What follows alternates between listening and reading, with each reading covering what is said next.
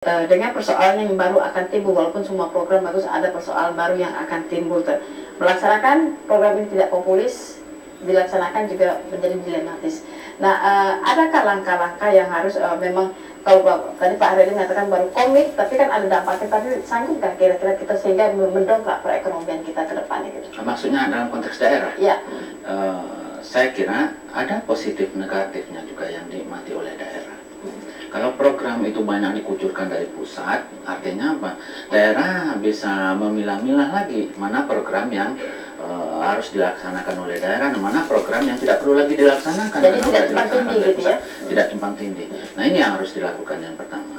Yang kedua adalah untuk mengantisipasi misalnya gejolak dari, tentu saja nanti kenaikan harga tidak bisa tidak, itu pasti terjadi akibat daripada kenaikan harga minyak ya, harga BBM itu. Tapi yang perlu dilakukan oleh daerah yang pertama adalah menjaga kestabilan harga itu sendiri. Jangan sampai inflasi itu terdongkrak begitu besar naiknya akibat daripada sumbangan atau kontribusi dari kenaikan harga minyak yang luar biasa itu. Itu satu. Nah, untuk mengatasi itu salah satunya adalah dari sisi produksi. Jadi pemerintah daerah mesti mendorong masyarakat untuk lebih produktif. Lebih produktif dalam arti kata misalnya petani jangan lagi terlena. Apa yang disampaikan oleh Pak Jokowi kemarin itu sebenarnya sudah betul sekali itu. Kita sekarang ini berpikir untuk bekerja, tidak lagi terlena dengan masalah politis, itu kan sudah lewat kemarin. Dalam arti kata bahwa masyarakat harus ditingkatkan minatnya. Nah, salah satunya adalah dengan mendorong mereka untuk menggerakkan ekonomi kreatif. Iya. Tapi kan di satu sisi kan kalau dampak dari BBM ini kan mereka menambahkan ada kos yang tambah gitu ya. Ya, ada kos yang bertambah di situ. Nah, tapi kan di sisi lain walaupun kos bertambah, tapi di sisi lain kalau memang ada redistribusi atau realokasi pendapatan, ya, realokasi dari pengeluaran yang tadinya diberikan untuk subsidi, dilakukan pengalihan kepada program-program yang pro rakyat. Nah, ini kan justru juga akan terjadi keseimbangan kembali di masyarakat. Jadi di satu sisi pengeluaran mereka membengkak, tetapi di sisi lain akan ada efek-efek positif yang mereka terima daripada redistribusi dari realokasi anggaran tadi.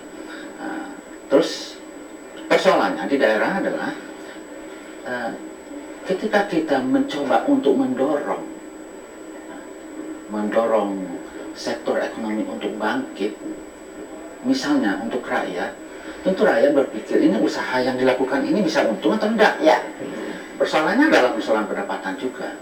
Diterima atau tidak di pasar. Sebagai contoh misalnya, nilai tukar petani kita sampai saat ini masih rendah, masih di bawah angka 100. Artinya apa?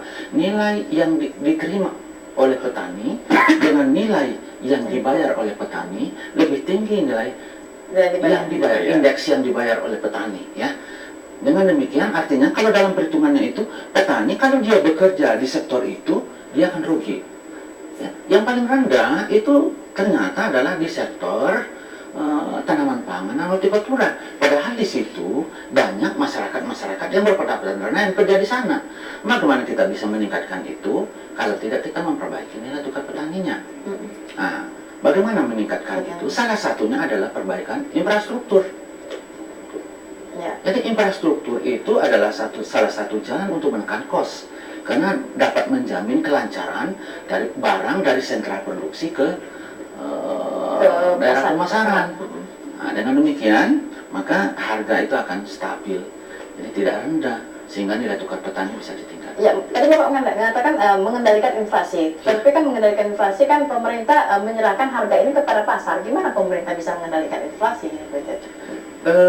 Jadi begini ya, kalau di Jambi ini kan ada tim pengendali inflasi ya. Ada TPID kabupaten ini ada dua, ada kota, satu ada di Bungo, di provinsi kita punya satu. Jadi itu memang harus bekerja maksimal. Pertama harus tahu dengan informasi harga. Yang kedua informasi pasar.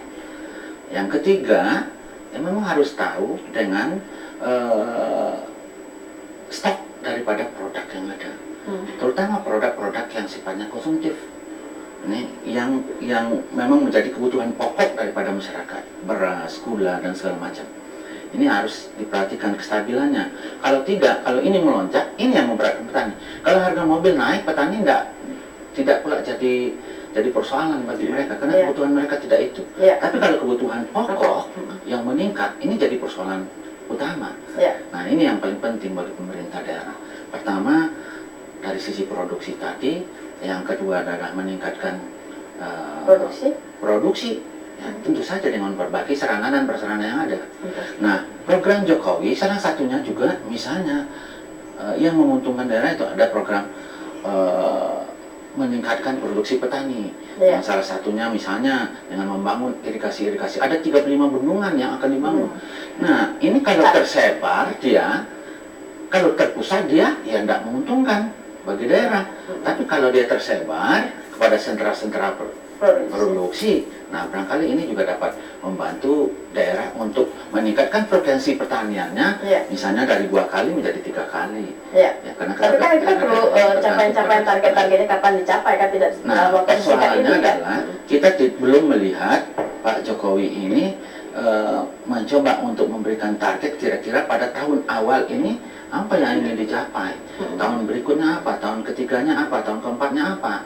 Ya, jangan-jangan tahun kelimanya nanti programnya masih berkotak-atik dengan program yang tahun pertama. Nah ini perencanaannya memang yang harus dilaksanakan. Iya, baik Pak Asad, tadi kan harus adanya realokasi sehingga, tetapi kan mindset masyarakat kita ini dengan sosok Pak Jokowi presiden kita sekarang ini adalah presiden yang pro rakyat. Nah, tetapi kan tidak segampang itu. Semuanya kan ada regulasi, ada sistem yang harus dilakukan. Nah, ini menimbulkan suatu dampak yang akan sangat luar biasa sekali kalau misalnya ini terjadi seperti itu. Nah, sementara walaupun direlokasi kan, tetapi kan di satu sisi akan menguntungkan, tapi kan masyarakat kan tidak semudah itu untuk memahami. Ini seperti apa yang akan dihadapi? Jadi tergantung style kepemimpinan. Kalau kita berkaca dengan gaya kepemimpinan Pak Jokowi selama ini, saya yakin beliau berani menaikkan minyak kan. Dengan stylenya beliau sosok yang sangat berani. Cuma persoalannya ini kan harus mendapat dukungan parlemen lagi kan? Baik-baik ke parlemen lagi kan? Menaikkan harga BBM kan mendapat dukungan parlemen kan? Nah, kita belum tahu. Saya yakin ke depan itu Koalisi Merah Putih ini berusaha memperbaiki citra yang kemarin sempat agak ternoda karena kaitannya dengan persoalan undang-undang pemilu kada segala macam yang menimbulkan reaksi publik yang luar biasa di media sosial segala macam. Nah, ini yang menjadi momentum Koalisi Merah Putih untuk bagaimana menaikkan nilai citra politiknya di tengah masyarakat yang tentunya memberi dukungan terhadap apa yang dialami masyarakat. Misalnya, saya yakin kalau masyarakat pasti menolak harga BBM naik.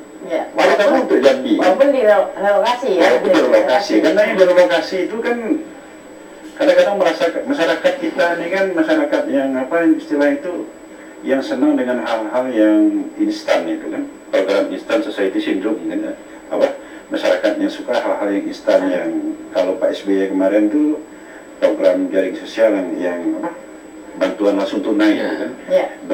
Walaupun itu sebenarnya bisa membantu sesaat, tapi untuk jangka panjang tidak bagus. Nah, realokasi ini sebenarnya lebih kepentingan jangka panjang untuk meningkatkan derajat ekonomi masyarakat kan.